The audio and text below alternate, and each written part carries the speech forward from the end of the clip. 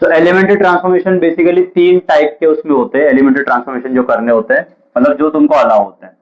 सबसे पहला होता है टू रोज या फिर कॉलम्स कैन बी इंटरचेंज्ड। ठीक है, कोई भी दो रो या दो कॉलम अगर मैट्रिक्स में दिया हुआ है उनको आपस में तुम इंटरचेंज कर सकते हो एक दूसरे से। Suppose I have a matrix 2 3 5 7 8 9 0 1 and 2। ये 3 by 3 का मैट्रिक्स है। इसमें कोई भी दो रो, ठीक है, रो होते हैं ऐसे, ये हॉरिजॉन्टल जो होते हैं इनको रो बोलते हैं। ये R1 हो गया, ये R2 हो गया, ये R3। और जो स्टैंडिंग में होते हैं उनको कॉलम बोलते हैं। ये हो गया C1, ये हो गया C2, ये हो गया C3। तो तुम कोई भी दो रो को आपस में एक्सचेंज कर सकते हो, ठीक है, या फिर कोई भी दो कॉलम को भी कर सकते हो। तो सपोज यहाँ पे ऐसे कि R1 जो है R3 से एक्सचेंज हो गया, ठीक है, तो अब ए का जो वैल्यू आएगा वो क्या हो जाएगा, ए इज, अब यहाँ पे इक्वल टू भी लिख सकते हो, अदरवाइज क्योंकि ए का वैल्यू एग्जैक्टली ये था तो अब ए एग्जैक्टली वैसा नहीं रहेगा तो इसको लिखते हैं, इसको इक्विवेलेंट बोलते हैं। ए अब इसको इक्विवेलेंट हो जाएगा। So first and third row आपस में एक्सचेंज हो गया, सेकंड में तो कोई चेंज है नहीं, so that will come as it is. ये आ जाएगा 0 1 एंड 2 2 3 एंड 5। ठीक है, अगर इंटरचेंज करना है तो डबल एरो दिखाना चाहिए कि ये दोनों आपस में एक दूसरे से एक्सचेंज हो गए। फाइन, तो ये है फर्स्ट, टू रोज और कॉलम्स कैन बी इंटरचेंज, ये पहला एलिमेंट्री ट्रांसफॉर्मेशन है। दूसरा है एनी रो या फिर column can B multiplied by a non zero scalar. Scalar का मतलब होता है नंबर बेसिकली। ठीक है, तो किसी भी रो को या कॉलम को तुम नॉन जीरो नंबर से मल्टीप्लाई कर सकते हो। तो suppose I have this same row, सिर्फ सेम ही हम लोग कंसिडर करते हैं मैट्रिक्स, इसके अंदर मैं एलिमेंट्री ट्रांसफॉर्मेशन अप्लाई कर रहा हूं कि R2 चेंज हो जाएगा सच दैट 5 से R2 की वैल्यू को मल्टीप्लाई करती है। ठीक है, तो यहाँ पे अब A का जो वैल्यू आएगा that will be equivalent to, change सिर्फ R2 में है, R1 में कोई है नहीं तो A एज इट इज है। तो दिस विल बी 2 3 5 0 1 एंड 2। ठीक है, सेकेंड रो जो था उसको 5 से मल्टीप्लाई करना है तो सेकेंड रो की हर एक वैल्यू 5 से मल्टीप्लाई होगी।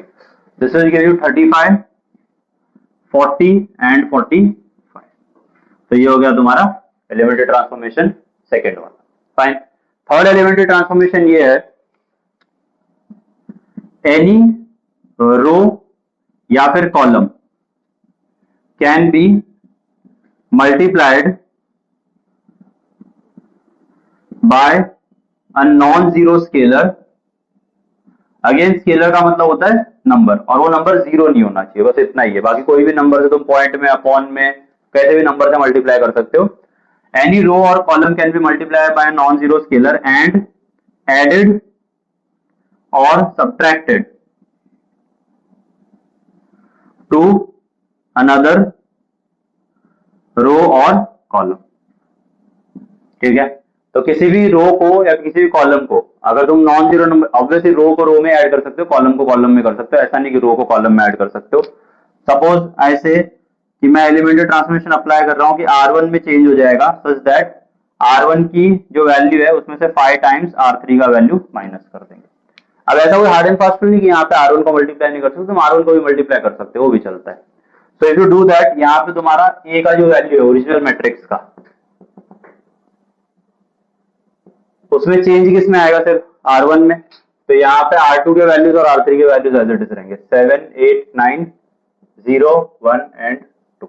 अब R1 में चेंज क्या होगा, पहले तो R1 की वैल्यू लो, R1 की फर्स्ट वैल्यू क्या है 2 माइनस 5 इंटू उस वाले के लिए R3 की वैल्यू कितनी है 0, तो ये into 0, that will give you nothing but 2। तो यहाँ पे आ गया 2। सेम वे R1 का नेक्स्ट वैल्यू क्या है 3 और उस वाले के लिए R3 कितना है 1, तो this is 3 minus 5 into 1, that will give you minus of 2। तो ये चेंज होके बन जाएगा माइनस 2।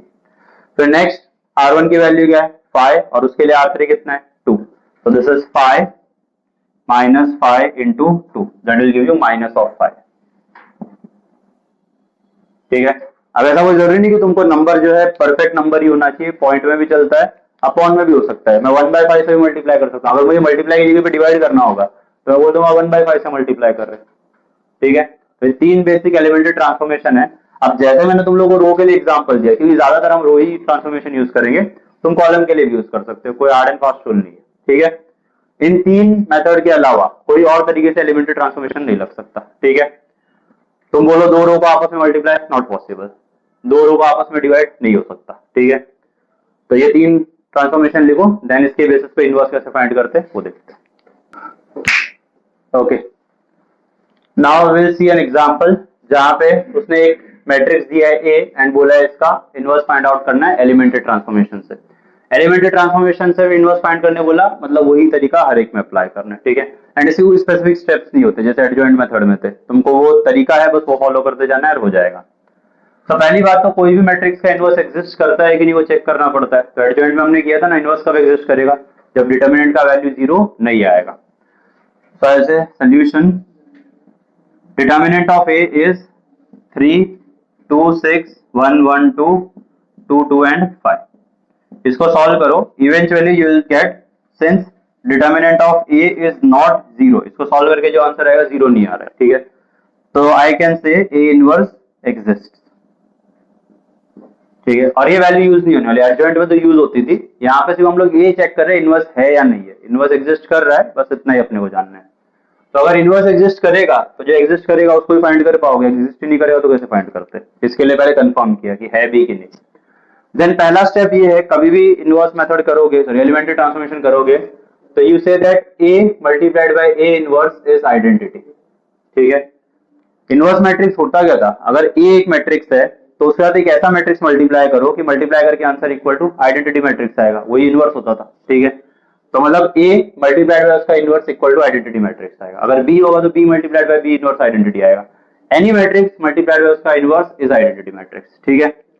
तो यहाँ पे A का वैल्यू है, लेकिन मेरे पास क्या है, तो A का वैल्यू लिख देते हैं 3, 2, 6, this is 1, 1, 2, 2, 2 and 5 into A inverse, क्योंकि A इनवर्स का वैल्यू तो पता नहीं ना, वही तो फाइंड करना है, इंटू आइडेंटिटी। आइडेंटिटी क्या हो गया 1, 0, 0, 0, 1, 0, 0, 0 एंड 1, इसको आइडेंटिटी मैट्रिक्स बोलते हैं, ठीक है। टाइप्स ऑफ मैट्रिक्स का लेक्चर हुआ है, तुम लोग देखना, उसमें देख लेना। ओके, सो एलिमेंट्री ट्रांसफॉर्मेशन में लेकिन 2 टाइप होते हैं, एक तो रो के बेसिस पे कर सकते हैं, दूसरा कॉलम के बेसिस पे। अगर मैंने ऐसे लिखा A into A inverse identity है तो मतलब इसके ऊपर रो ट्रांसफॉर्मेशन लगेगा। बट अगर मुझे कॉलम ट्रांसफॉर्मेशन लगाना है तो A inverse into A equal to identity ऐसा लिखना पड़ेगा, ठीक है। तो ये क्या स्पेसिफाई करेगा कि ये कॉलम है, और ये क्या स्पेसिफाई कर रहा है कि ये रो ट्रांसफॉर्मेशन है, फाइन। अब इसके अंदर मुझे इसको आइडेंटिटी में कन्वर्ट करना पड़ेगा, क्योंकि आइडेंटिटी मल्टीप्लाइड बाय कोई भी मैट्रिक्स वापस वही मैट्रिक्स आता है। जैसे 1 मल्टीप्लाइड बाय कोई भी नंबर वापस वही नंबर होता है, तो मैट्रिक्स में 1 का काम कौन कर रहा है, आइडेंटिटी मैट्रिक्स। तुम कोई भी रैंडम मैट्रिक्स ले लो, ये ले लो, अब तक जो भी है उसको आइडेंटिटी मैट्रिक्स से मल्टीप्लाई करो, आंसर हमेशा वापस वही आता है, ठीक है। You can try it. तो यहाँ पे मुझे ये पता है कि अगर मैं इसको आइडेंटिटी में कन्वर्ट कर दूं तो identity multiply by A inverse, left side में क्या बचेगा, सिर्फ A इनवर्स। तो मतलब A इनवर्स इक्वल टू जो आएगा आ जाएगा।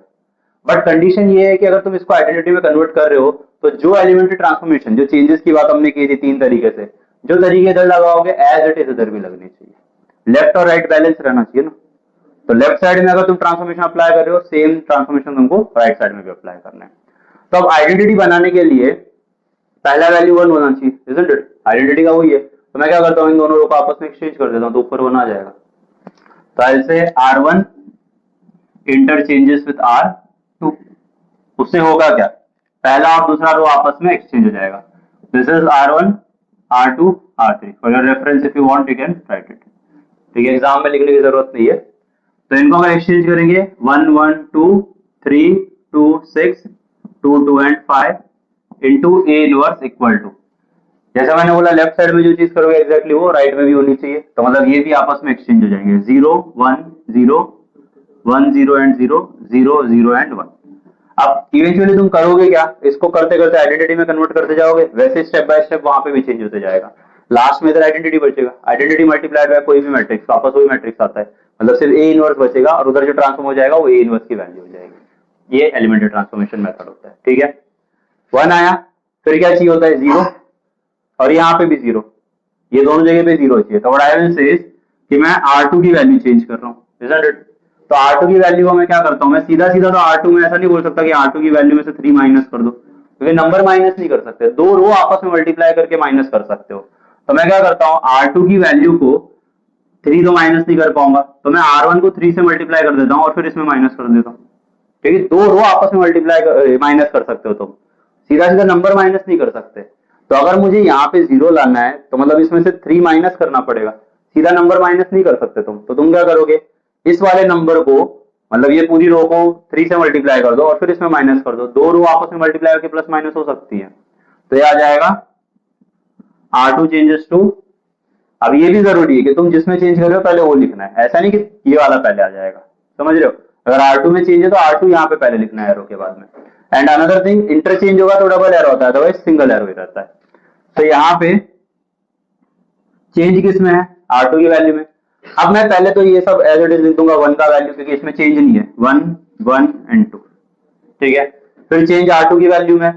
अब मैं R3 की वैल्यू में भी कुछ चेंज नहीं कर रहा, तो वो भी एज इट इज आ जाएगा, लेकिन फिर उसके बाद मुझे वापस R3 में ही चेंज करना है ना, isn't it? जो वैल्यू मैंने यहाँ पे चेंज की R2 के लिए, वैसे ही मैं क्या करूंगा, इसमें से 2 माइनस करना पड़ेगा मुझे, क्योंकि 1 0 और 0 आना चाहिए, मतलब बेसिकली ये वैल्यू इस तरफ आ जानी चाहिए सॉल्व करते करते, इधर 1 आया, इधर 0, इधर 0 आना चाहिए, इसको 0 बनाने के लिए ये हो गया। वैसे R3 में भी वही लॉजिक लगा सकते हैं ना, कि तुम इसमें से 2 सीधा तो माइनस कर नहीं सकते, तुम इसको 2 से मल्टीप्लाई करो और फिर इसमें माइनस कर दो। तो दो स्टेप दिखाने की जगह पे मैं यहीं पे लिख देता हूँ कि ये आ जाएगा R3 में चेंज होगा कि R3 का जो वैल्यू है उसमें से 2 टाइम्स R1 का वैल्यू माइनस कर देते हैं, ठीक है। तुम चाहे तो पहला स्टेप ये दिखा दो, फिर अगले स्टेप में ये दिखा दो, वो भी चलेगा, बट उसमें क्या होगा, लेंदी हो जाएगा, बहुत ज्यादा लंबा चौड़ा जाएगा। तो यहाँ पे अब इसको सॉल्व कैसे करना है, बस वैल्यूज पुट करते जाओ और जो आंसर आएगा वो लिखते जाओ। R2 का वैल्यू क्या था पहला 3, तो आ गया 3 माइनस 3 इंटू उस वाले के लिए R1 कितना है 1, तो इसको सॉल्व करेंगे कितना आएगा 0, मतलब यहाँ पे आ गया 0। फिर R2 का नेक्स्ट वैल्यू क्या है 2, तो आ जाएगा 2 माइनस 3 इंटू R1 का वैल्यू क्या है इसके लिए 1, तो ये कितना बचेगा माइनस ऑफ 1, तो ये आ गया माइनस 1। फिर नेक्स्ट वाला R2 का वैल्यू क्या है 6 माइनस 3 इंटू उस वाले के लिए R1 कितना है 2, तो ये कितना आ जाएगा 0। नाउ अगर बाकी जगह पे कुछ भी आ रहा है सबने कुछ लेना देना नहीं है, ठीक है। हमारा जो मेन ऑब्जेक्टिव था कि 1 0 और फिर 0 होना चाहिए, बाकी के बाद में धीरे धीरे चेंज करते रहेंगे। और राइट साइड में कुछ भी है उससे अपने कुछ लेना देना नहीं, क्योंकि हमारा मेन पर्पस क्या है, लेफ्ट में आइडेंटिटी होना चाहिए, ठीक है। और ये तुमको ऐसे लिख के दिखाना नहीं है, ये तो सिर्फ तुम्हारे लिए रफली, अगर तुम रफली नहीं मेंटली डायरेक्टली कर सकते तो दिमाग में कर लो, उसमें क्या। R2 की वैल्यू चेंज हुई, वैसे R3 में भी चेंज होगा। R3 का पहला वैल्यू क्या है 2, तो आ जाएगा 2 माइनस 2 इंटू उस वाले के लिए R1 कितना है 1, 2 माइनस 2 इज 0।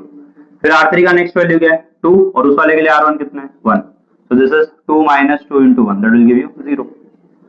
फिर नेक्स्ट R3 का वैल्यू कितना है 5 और उस वाले के लिए R1 कितना है, so this is 5 minus 2 into 5 that will give you minus of 5, तो ये आ गया माइनस। ये तुम्हारा एलिमेंट्री ट्रांसफॉर्मेशन फर्स्ट लाइन को चेंज करने के लिए यूज हो गया, ठीक है। बट क्या, हाँ सॉरी 2 है यहाँ पे, तो 2 into 2 4, so this will give you 1 not minus 5, fine.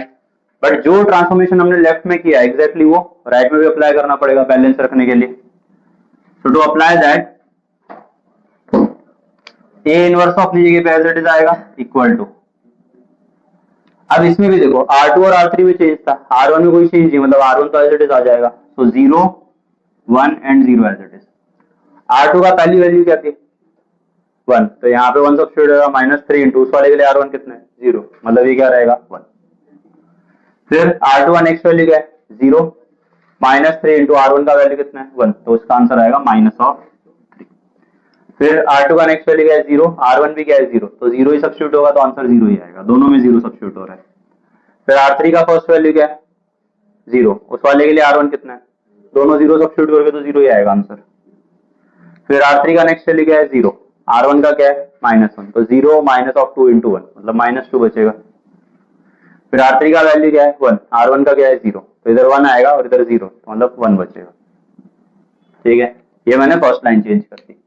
अब जब भी तुम एलिमेंट्री ट्रांसफॉर्मेशन करोगे ना, एक चीज का हमेशा ध्यान रखना कि पहले 1 लाओ और उसके बेसिस पे बाकी चेंज करो, क्योंकि कैसा होगा मैंने चेंज कर दिया, जो चेंज किया वो वापस चेंज हो गया, तो क्योंकि तुमने देखा ना, जब मैंने यहाँ पे वैल्यूज चेंज किए तो इनके भी वैल्यूज चेंज हुए थे, यहाँ के भी वैल्यूज पे फर्क पड़ता है। तो अगर मैं इसको चेंज करने जाऊं और पता चला ये वापस बदल गया तो प्रॉब्लम हो जाएगा। तो उसको अवॉइड करने के लिए तुमको क्या करना है, इस लाइन में 1 था तो पहले 1 लाओ, फिर बाकी दोनों को 0 बनाओ। इधर 1 यहाँ पे आएगा तो इसको 1 बनाओ, बाकी दोनों को 0 बनाओ। इधर 1 यहाँ पे आएगा, इसको 1 बनाओ, बाकी दोनों को 0 बनाओ। ठीक है।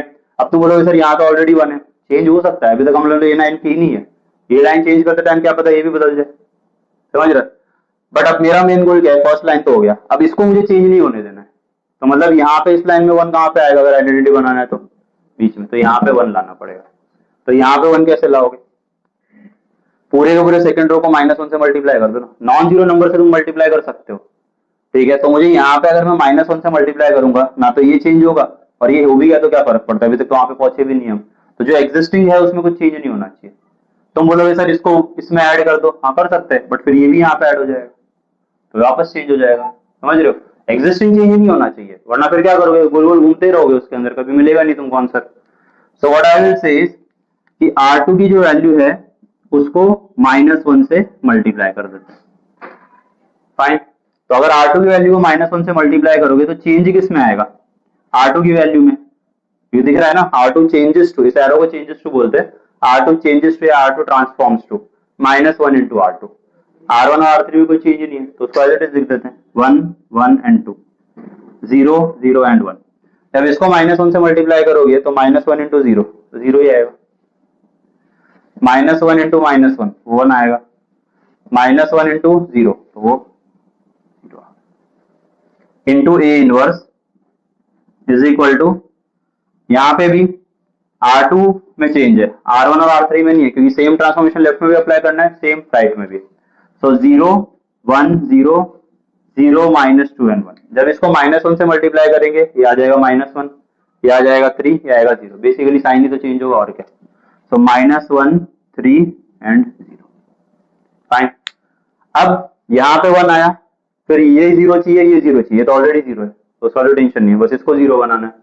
तो जैसे अब मैं बोला कि इसमें से 1 माइनस करना पड़ेगा, तो सीधा सीधा नंबर माइनस नहीं कर सकते, तो क्या करेंगे, इस वैल्यू को 1 से मल्टीप्लाई करके इसमें माइनस कर देते हैं। अब 1 से मल्टीप्लाई करने का मतलब वही वैल्यू हो गया ना, तो मतलब फर्स्ट रो की वैल्यू में से सेकंड रो की वैल्यू को माइनस कर दो, तो ये 1 -1 0। पर तुम बोलोगे सर ये भी चेंज होगा, नहीं, यहाँ पे 0 है ना, तो 1 में से 0 माइनस होकर 1 ही रहेगा। ठीक है। तो ऐसे R2 को चेंज करना है, सॉरी R2 नहीं R1, R1 को चेंज करना है सो दैट R1 की वैल्यू में से R2 का वैल्यू माइनस होगा। तुम कोई भी दो रो को आपस में माइनस मल्टीप्लाई करके माइनस मल्टीप्लाई करके प्लस ये सब कर सकते हो, बट यहाँ पे मैंने मल्टीप्लाई नहीं किया, तो मल्टीप्लाई नहीं किया मतलब क्या है, 1 है ना, तो 1 से मल्टीप्लाई हो गया, ऑब्वियस सी बात है। सो यहाँ पे चेंज किस में आएगा, R1 में। नीचे तो कुछ करने की जरूरत नहीं, R3 में तो ऑलरेडी 0 है, तो मुझे सिर्फ इसी को चेंज करना था, इसके लिए मैंने एक ही किया। अगर यहाँ भी करना होता तो जैसे मैंने यहाँ पे 2 लिखे, बाजू में और लिख देता कि R3 में क्या चेंज होगा। ठीक है। सो यहाँ पे R1 में चेंज है, R2 और R3 में कोई चेंज नहीं है, तो R2 0 1 एंड 0 0 0 एंड 1, यहाँ पे A इनवर्स, यहाँ पे भी R2 और R3 में कोई चेंज नहीं है, -1 3 0 0 -2 एंड 1। फाइन। नाउ R1 की फर्स्ट वैल्यू क्या है, 1, उसके लिए R2 की वैल्यू क्या है, तो यहाँ पे सब्स्टिट्यूट करोगे तो 1 -0 कितना आएगा, 1, मतलब मेरा फर्स्ट वैल्यू 1 होगा। फिर नेक्स्ट R1 की वैल्यू क्या है, 1, सॉरी हाँ 1, और R2 कितना है 1, 1 -1 सब्स्टिट्यूट करोगे तो कितना आएगा, 0। फिर नेक्स्ट R1 की वैल्यू क्या है, 2, और उस वाले के लिए R2 कितना दिया, 0, तो 2 - 0 दैट विल गिव यू 2। जो ट्रांसफॉर्मेशन लेफ्ट में किया है एग्जैक्टली राइट में भी करना है। तो यहाँ पे R1 की वैल्यू कितनी है और R2 के लिए -1, तो 0 माइनस ऑफ -1 प्लस हो जाएगा, तो मतलब इसका आंसर आएगा 1। इफ यू वांट तुम पेंसिल से रफली पुट करके सॉल्व करके देख सकते हो, डायरेक्टली नहीं कर पा रहे हो तो। R1 का वैल्यू कितना है 1, R2 कितना है 3, तो 1 और -3 कितना होगा, -2। नेक्स्ट R1 का वैल्यू भी 0 है, R2 भी 0 है। जब ऐसा सिचुएशन हो दोनों 0 है तो आंसर 0 ही आता है, तो ये आ गया 0। फाइन। सेकेंड लाइन भी चेंज हो गई, बची सिर्फ थर्ड लाइन। अब इस थर्ड लाइन में यहाँ पे 1 लाना पड़ता है पहले, क्योंकि आइडेंटिटी में देख लो ना, जो लाइन मैंने तुमको बोला जिस लाइन में 1 आता है पहले 1 लाओ, तो 1 आ गया, फिर बाकी दोनों को 0 करना है, तो ये तो ऑलरेडी 0 है, मतलब सिर्फ इसी में 0 करने की जरूरत है। कभी कभी ऐसा होगा कि तुमको दोनों करना पड़ेगा, जैसे इस केस में दोनों मेरे को 0 करना पड़ा तो 2 बार करना पड़ेगा तुमको लिख के, बट यहाँ पे कोइंसिडेंटली हमको एक ही में आ जा रहा है और वहां पे भी एक ही में आ गया, आगे जो भी आएगा। तो ऐसे यहाँ पे कि चेंज किस में होगा, R1 की वैल्यू में। अब R1 की वैल्यू में से 2 माइनस होगा तो होगा ना, बट 2 सीधा सीधा माइनस नहीं कर सकते, किसी रो को मल्टीप्लाई करके फिर माइनस कर सकते हो, तो मैं इसको 2 से मल्टीप्लाई कर देता हूँ फिर इसमें माइनस कर दूंगा, मतलब R1 की वैल्यू में से 2 टाइम्स R3 का वैल्यू माइनस होगा। R1 चेंजेस टू R1 की वैल्यू में से 2 टाइम्स R3, ठीक है। तो हमेशा ये जो लिखा है वही यहाँ पे पहला आएगा, ये जो लिखा है पहला, ठीक है। उल्टा हो गया तो मतलब तुम्हारा ट्रांसफॉर्मेशन इनवैलिड मानते हैं, ऐसा कुछ फर्क तो नहीं पड़ता, बट है तरीका यही है। अगर मैं इसको ऐसे भी लिख देता, माइनस प्लस का अगर होता, सपोज प्लस होता, तो इसको आगे और इसको पीछे लिखोगे तो भी कोई फर्क नहीं होता, बट फिर कैसा हो गया कि वो वैल्यू तुमको R1 में लिखना है ना कि R2 में, समझ रहे हो। अगर ये प्लस होता मान लो और इसको उल्टा कर दे तो भी सेम ही तो होता ना आंसर, बट अगर R1 पहले लिखा मतलब तुम R1 की वैल्यू चेंज करके लिख रहे हो, ऐसा होता है, ठीक है। तो यहाँ पे R1 में चेंज है, R2 एंड R3 में कोई चेंज नहीं है, तो उनको एज इट इज लिख देते हैं 0 0 एंड 1 इनटू A इनवर्स। यहाँ पे भी R2 and R3 has no change, -1 3 0 0 -2 and 1। Now इसमें R1 की वैल्यू में चेंज है, तो क्या चेंज है, R1 की वैल्यू में से 2 इंटू R3, R1 की फर्स्ट वैल्यू क्या है 1 और R3 की कितनी है 0, तो यहाँ पे सब्स्टिट्यूट करोगे तो 1 माइनस 2 इंटू 0 विच इज 1, तो मतलब इसका आंसर आएगा 1। फाइन, यहाँ पे R1 की वैल्यू कितनी है 0, R3 कितना है 0, दोनों ही 0 है तो आंसर क्या ही आएगा 0। फिर R1 का वैल्यू कितना है 2, माइनस 2 टाइम्स R3 कितना है 1, 2 माइनस 2 इंटू 1 विच इज 0। जो लेफ्ट में किया सेम ट्रांसफॉर्मेशन राइट में भी अप्लाई होगा। R1 की वैल्यू कितनी है 1, तो यहाँ पे 1 सब्स्टिट्यूट हो गया, माइनस 2 इंटू उस वाले के लिए R3 कितना है 0, तो 2 इंटू 0 कितना होगा 0, मतलब ये क्या आएगा 1।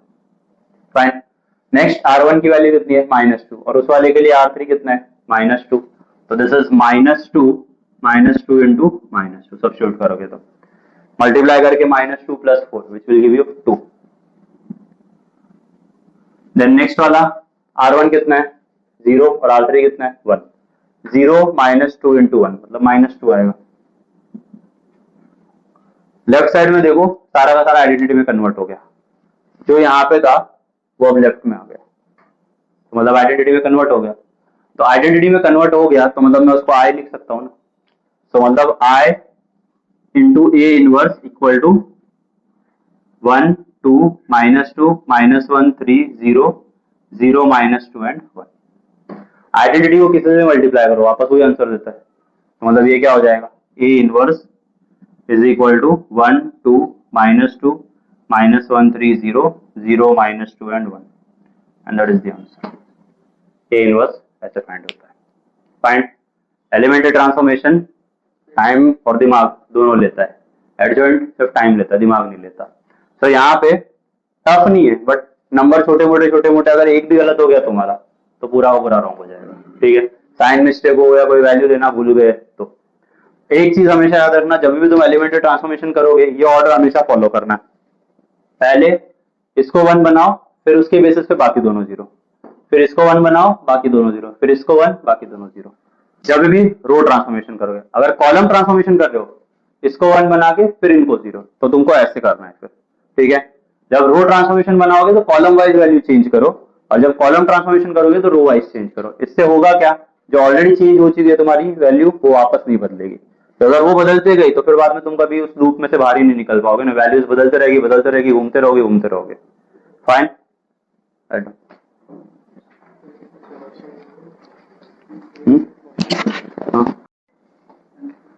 Alright, now one more question I do, बाकी फिर तुम लोग कोई करने। Find the inverse of the matrix by elementary transformation, इसमें भी रो ट्रांसफॉर्मेशन ही बोला है।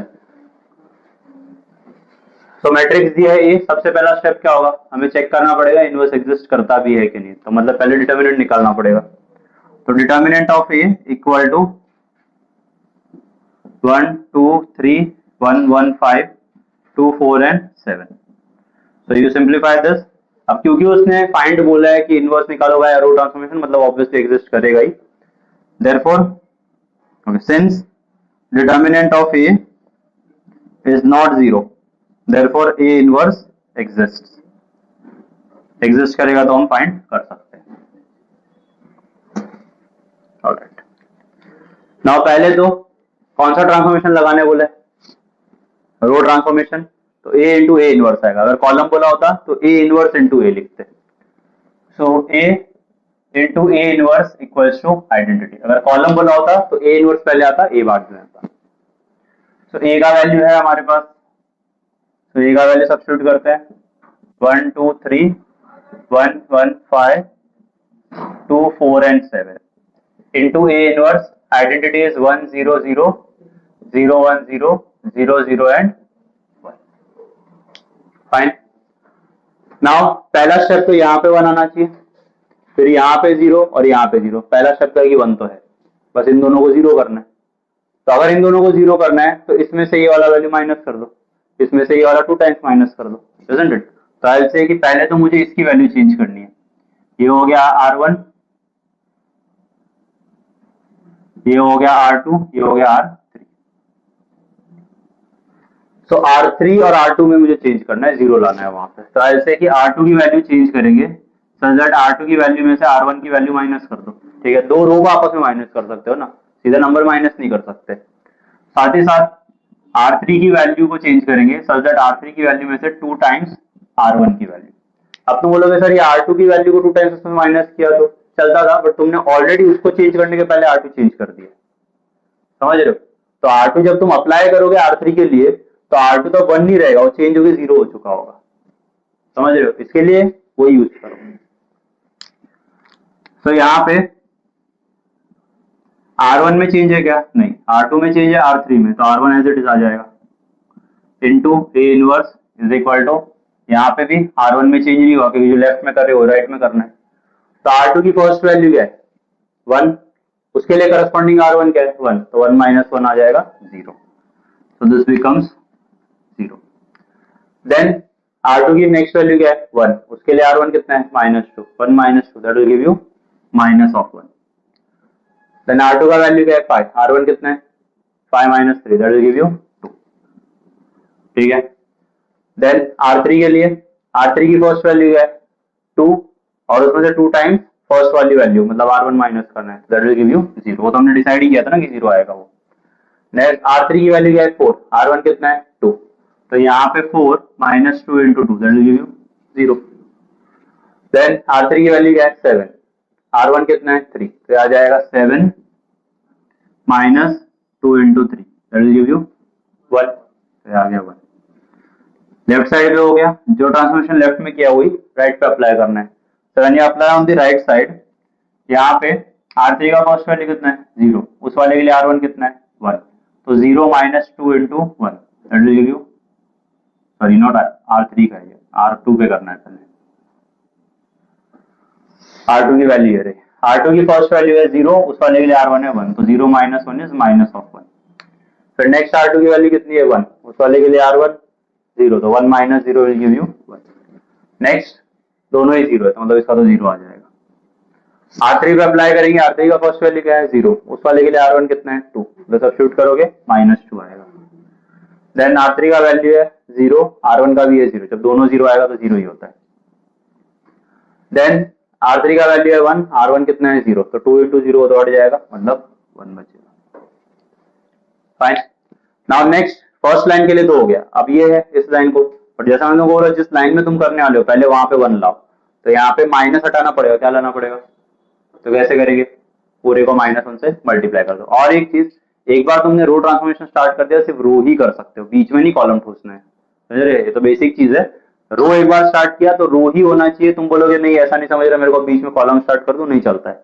रो किया है तो पूरा रो से ही करना है, कॉलम किया है तो पूरा एंड तक कॉलम से ही करना है, ठीक है?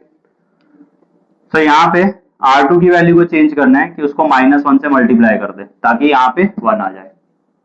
तो यहाँ पे चेंज होगा R2 की वैल्यू में, R3 में कोई चेंज नहीं है, R1 में भी कोई चेंज नहीं है, तो जस्ट एज इट इज लिख देंगे उसको। यहाँ पे भी कोई चेंज नहीं आएगा। R2 की वैल्यू में चेंज आ भी क्या रहा है? वैसे ही कि माइनस से मल्टीप्लाई हो रहा है, और क्या? तो साइन चेंज हो जाएगा, 0 किसी से मल्टीप्लाई करो वो साइन चेंज करे क्या भी करे वो 0 ही रहता है। यहाँ पे आ जाएगा 1, ये आ जाएगा -2। -2, इधर भी साइन चेंज हो जाएगा 1 -1 0। ठीक है, अब यहाँ पे 1 आ गया, इधर 0 और इधर 0 आना चाहिए था, इधर ऑलरेडी 0 हो चुका है, हम जो कर रहे थे उसमें कहीं पे ये भी हो गया। यहाँ पे क्या लाना है, तो मतलब इसकी वैल्यू में से 2 माइनस होना चाहिए, डायरेक्टली नंबर तो होगा नहीं, तो इसको 2 से मल्टीप्लाई करो, फिर इसमें माइनस कर दो। तो यू विल से R1 की वैल्यू चेंज होगी सच दैट R1 की वैल्यू में से 2 टाइम्स R2 का वैल्यू माइनस हो जाएगा। ठीक है, अगर ये प्रोसीजर फॉलो करोगे तो जो एग्जिस्टिंग वैल्यूज थी चेंज नहीं होगी, जैसे मैंने तुमको बोला, तो इसकी वजह से आगे चेंज नहीं आएगा। तो यहाँ पे R1 में ही चेंज है, R2 और R3 में तो कोई चेंज है नहीं, तो उनकी वैल्यू एज इट इज लिख देते हैं। 0 1 -2 0 0 and 1 into A inverse equal to 1 -1 0 -2 0 and 1। अच्छा, R1 की फर्स्ट वैल्यू क्या है 1, उस वाले के लिए R2 कितना है 0, तो 1 -2 इंटू 0 मतलब वो तो 1 ही रहेगा। R2 की फर्स्ट वैल्यू क्या है 2 और ये 1, तो 2 -2 that will give you. R1 की फर्स्ट वैल्यू 3 और ये -2, तो 3 -2 और ब्रैकेट में -2 आएगा, माइनस माइनस प्लस हो जाएगा, 3 + 4 7। ठीक है, if you want you can show this steps, but कैसा ना तुम अब 12वीं में आ गए हो, पहली दूसरी में नहीं हो, तो मेंटली इतना तो करना सीखो कि 2-3 नंबर सब्स्टिट्यूट करके सॉल्व कर सकते हो। एनीवे, यहाँ पे भी चेंज करेंगे, R1 का वैल्यू कितना है 1, R2 का वैल्यू है 1, तो 1 - 2 into 1 that will give you -1। R1 का वैल्यू है 0, R2 कितना है -2, तो इधर 0 आएगा, -2 और फिर ब्रैकेट में -1, माइनस माइनस प्लस हो जाएगा, 0 + 2 विल गिव यू 2। दोनों ही 0 है, जब दोनों 0 होता है तो 0 ही आता है। फाइन, सेकंड लाइन भी हो गया। अब थर्ड लाइन में पहले 1 बनाना था, वो ऑलरेडी बन चुका है, कोइंसिडेंटली वो जो था वो 1 हो गया था, इधर 0 लाने दोनों। तो अगर इसको मुझे 0 बनाना, 7 माइनस करना पड़ेगा, सीधा नंबर माइनस नहीं होगा, इसको 7 से मल्टीप्लाई करके इसमें माइनस कर दो। इधर -2 है तो मतलब उसमें +2 करना पड़ेगा, तो मतलब इसको 2 से मल्टीप्लाई करके इसमें ऐड करेंगे। तो यहाँ पे चेंज सिर्फ इसमें होगा, दोनों में, थर्ड वाले में कोई चेंज नहीं है। तो R1 को चेंज क्या करेंगे कि R1 की जो भी वैल्यू है उसमें से 7 टाइम्स R3 की वैल्यू माइनस कर देंगे, साथ ही साथ R2 की जो वैल्यू है उसमें भी चेंज होगा, सो दैट R2 की वैल्यू में 2 टाइम्स R1 प्लस हो जाएगा। ठीक है, प्लस क्यों कर रहा हूँ, क्योंकि वहां पे -2 है ना, तो -2 को 0 कैसे बनाओगे, उसमें 2 प्लस करके। ठीक है, सॉरी R3, इधर R3 होगा। तो चेंज किसमें है, R1 में है, R2 में, R3 में तो कोई चेंज नहीं, तो पहले उसको एज इट इज लिख देते हैं। तो third row 0 0 and 1 as it is into A inverse, यहाँ पे भी third row as it is आएगा, -2 0 एंड 1। देन फर्स्ट रो में और सेकंड रो में चेंज है, फर्स्ट रो में वैल्यू क्या है 1, और जैसा मैंने तुमको बोला एक्चुअली जो चेंज हो चुका है वो तो चेंज होता नहीं है, तो तुम डायरेक्टली भी लिख दो, कोई फर्क नहीं हो रहा है, 0 0 1। ठीक है, लेफ्ट साइड की बात कर रहा हूँ, राइट में चेंज हो सकता है क्योंकि राइट में वैल्यूज अलग है ना, 1 0। ओके, यहाँ पे तो हमने डिसाइड किया था ना कि सब्स्टिट्यूट करके देखा है, 0 0 ही आएगा, तो ये भी 0 0 हो जाएगा। ठीक है, अभी तुम एक एक करके देख रहे हो, इसके लिए तुमको ऐसा टाइम जा रहा है। मैंने तुमको बोला ना कि एक बार ये कर दिया तो तुमको पता है कि ये तो चेंज होगा नहीं, तो तुम उसको एज इट इज लिख दोगे क्योंकि मालूम है वो तो चेंज होने वाला नहीं है। और जो तुमने एलिमेंट्री ट्रांसफॉर्मेशन लगाया है, तुमने सोच के लगाया ना कि कौन 0 होगा, कौन 1 होगा, क्या होगा, तो फिर लेफ्ट साइड में तुमको इतना सोचने की जरूरत नहीं पड़ती, तुमको सोचने की पड़ेगी सिर्फ राइट साइड में, तो हाफ काम तो तुम्हारा वैसे ही कम हो जाएगा। इसलिए हम टेलिंग ना, थोड़ा टाइम के बाद ऐसा लगेगा कि ये ठीक है कंपेयर टू बाकी सब। एनीवे, ना यहाँ पे R1 की वैल्यू चेंज करनी है, R1 की पहली वैल्यू क्या है -1, तो -1 - 7 इंटू R3 कितना है -2, माइनस इंटू माइनस प्लस हो जाएगा, -1 + 14 that will give you 13। Then next वाला R1 कितना है 2 और R2 कितना है -1, तो यहाँ पे 2 आ जाएगा और यहाँ पे -1 दैट विल गिव यू 9। फिर नेक्स्ट वाला R1 कितना है 0 ना, और R3 कितना है 1, तो 0 - 7 1 7, तो -7 बचेगा। देन R2 का वैल्यू कितना था 1, उसमें से 2 टाइम्स इसका वैल्यू माइनस होगा, so this is 1 + 2 into -2 that will become -3। Then next value क्या है R2 का -1, R3 कितना है 0, तो 0 वाला पार्ट कट जाएगा तो बचेगा माइनस ऑफ 1। नेक्स्ट R2 कितना है 0, R3 कितना है 1, 0 plus 2 will give you 2। Fine. Left वाला क्या है, आइडेंटिटी मैट्रिक्स बन चुका है तो उसको I लिख सकते हैं। तो this is I into A inverse equal to 13 9 -7 -3 -1 2 -2 0 and 1। A inverse is equal to 13 9 -7 -3 -1 2 -2 0 and 1। अब कई बार क्या होता है ना, तुम लोग को सपोज यहाँ पे डिटर्मिनेंट का वैल्यू आया -1, तो लोग क्या करेंगे एंड में माइनस कॉमन निकाल लेते हैं। बहुत से सम में ऐसा भी करते हैं, ठीक है। अगर कभी कभी ऐसा होगा कि हर एक में अपॉन में भी आ सकता है ना, ये तो सिंपल सा सम है, अपॉन में भी आएंगे वैल्यूज राइट साइड में। यहाँ पे 13/2 होता है सब, तो फिर सब में तुमको सिंप्लीफाई करने के लिए एलसीएम ये सब लेना पड़ेगा, तो ऑलमोस्ट सब में फिर अपॉन आएगा। तो एंड में क्या करेंगे, अपॉन वाला पूरा कॉमन निकालेंगे और फिर उसको 1/, लिख देंगे जो भी है, ठीक है। क्लियर हो दिस। R1 में चेंज किया था ना, R1 ये रहा, तो इसका वैल्यू कितना था -1 एंड R3 लेना था, हमने R2 ले लिया उधर। यहाँ पे हमारा मिस्टेक हो गया, हमने यहाँ पे ये वैल्यू के साथ ये सब्स्टिट्यूट कर दिया, ये वैल्यू के साथ ये सब्स्टिट्यूट होगा। तो दिस इज -1 -7 इंटू 0, तो -1 आएगा। 2 दिए, हाँ सॉरी R2 वैल्यू 2 है। 2 -7 इंटू 0, तो यहाँ पे 2 आ जाएगा, ये भी 2 आ जाएगा। So this becomes, ठीक है। तो ध्यान रखना एक वैल्यू गलत हो गई तो आंसर फिर रॉन्ग ही माना जाएगा।